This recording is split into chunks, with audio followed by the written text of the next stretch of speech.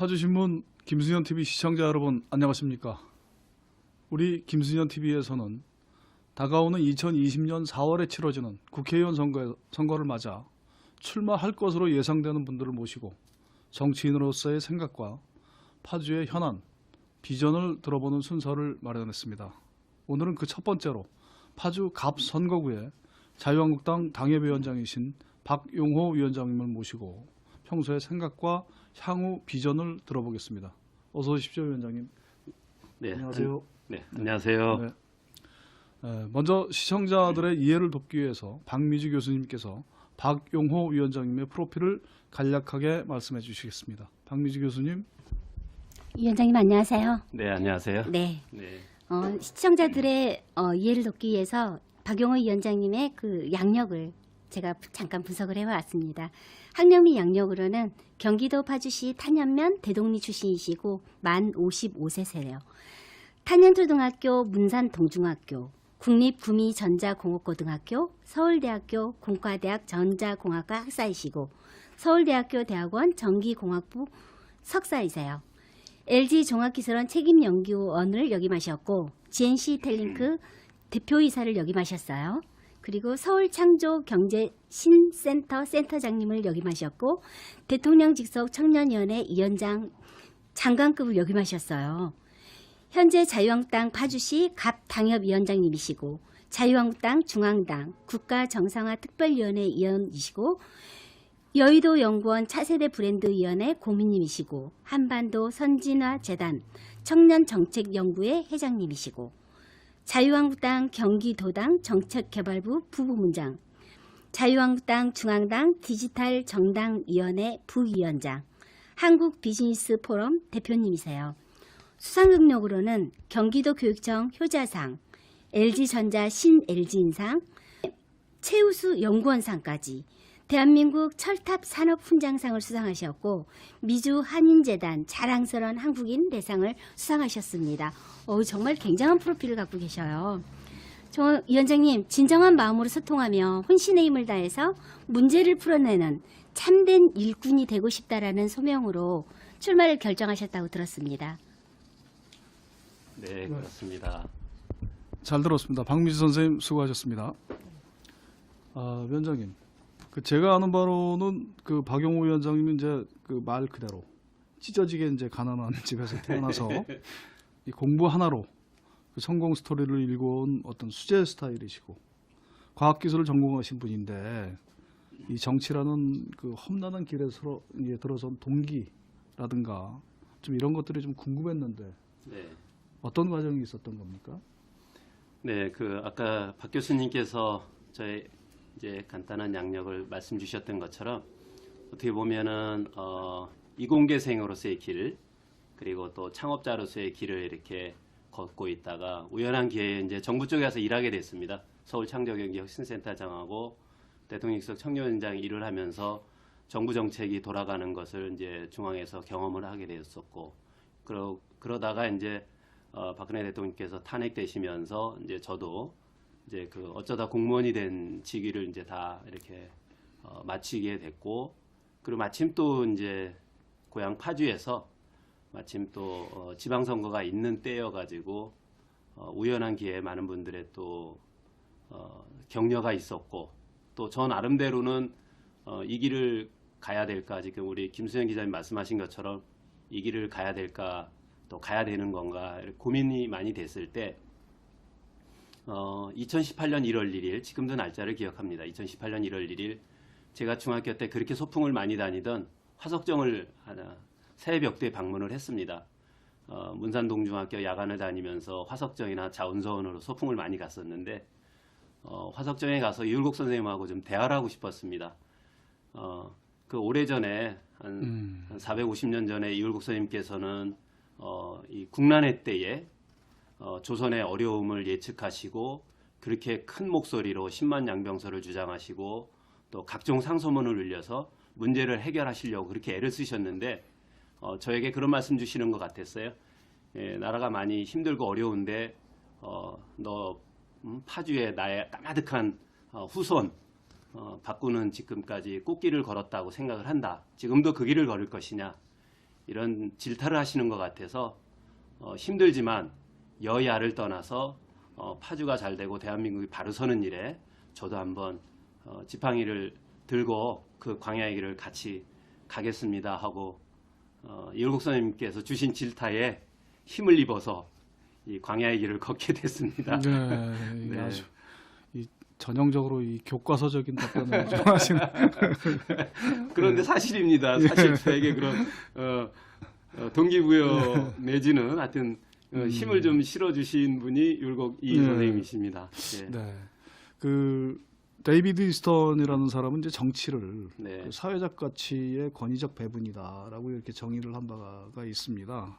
그 외에도 이제 여러 가지 정치에 관한 여러 가지 정의가 있을 텐데요. 위원장님은 정치가 뭐라고 생각하십니까? 저는 이쪽 필드에 들어온 지 뭐 1년 8개월밖에 안 됐지만 와서 느낀 거는 이건 소통이다. 왜냐면 정치를 하신다는 분들이 뭐 어떻게 보면 리더십이라고들 많이 그러는데 저는 이제 서번트 리더십을 더 좋아하고 또 그분들이 이제 선출직인데 그 선출직을 뽑는 그 시민들의 유권자들의 의지는 무엇일까?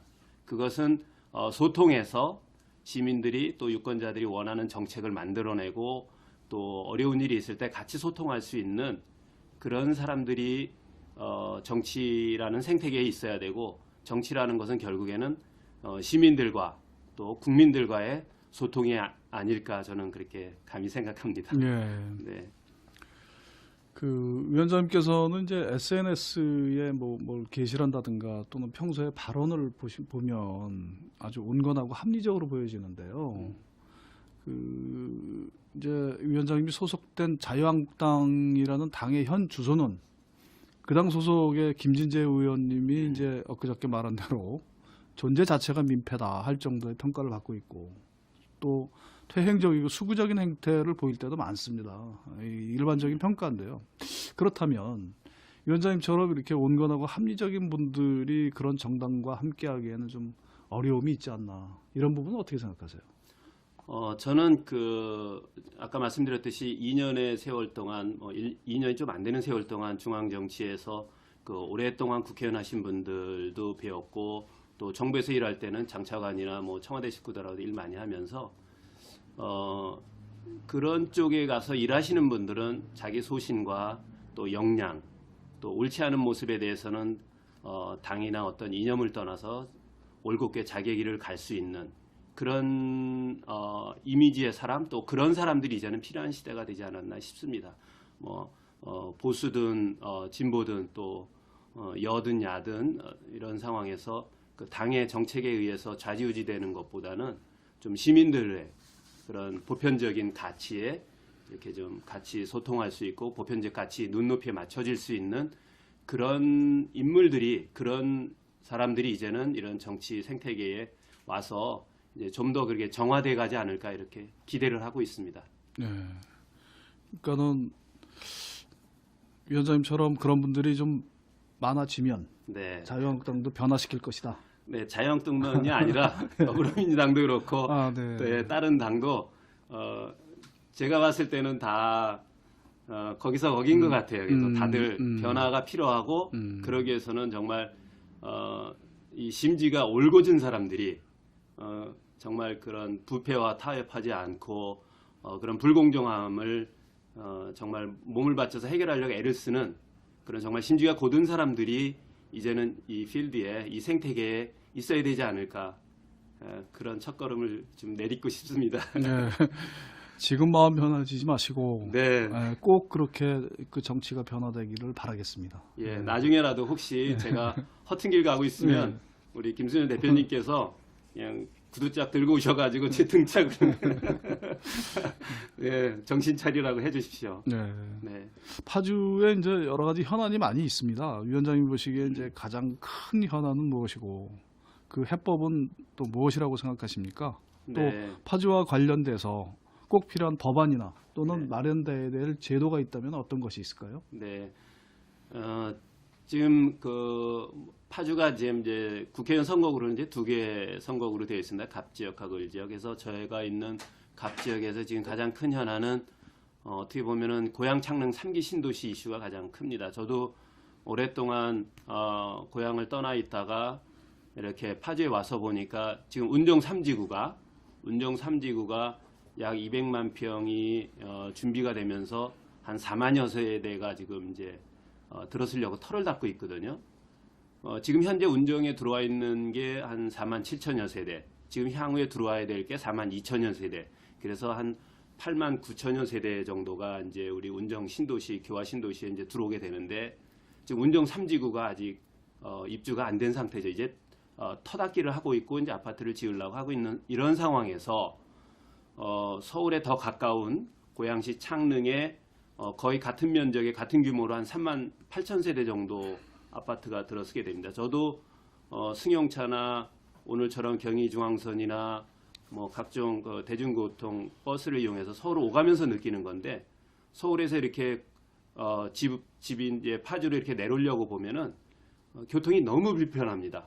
뭐 자유로 또 교통 체증도 너무 심하고 출퇴근도 심하고, 그래서 만약에 어떤 사람들이 운정 3지구로 이사 오려고 생각을 하다가 고향 창릉시에 3기 신도시가 생긴다면 아마 저 같아도 아마 운정 3지구를 안 올 것 같아요.